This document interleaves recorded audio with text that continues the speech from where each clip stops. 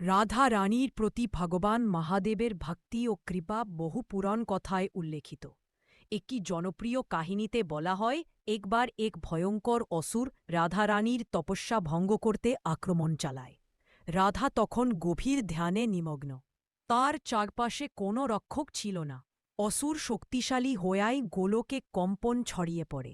ঠিক সেই সময় স্বয়ং মহাদেব তার ভক্ত রাধার বিপদ টের পেয়ে ত্রিশূল হাতে আবির্ভূত হন।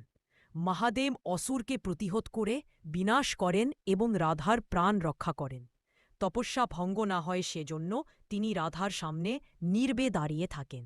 যতক্ষণ না রাধা ধ্যান সম্পূর্ণ করেন, পরে রাধা কৃতজ্ঞ চিত্তে মহাদেবকে আশীর্বাদ দেন যে তিনি সর্বদা ভক্তদের রক্ষা করবেন।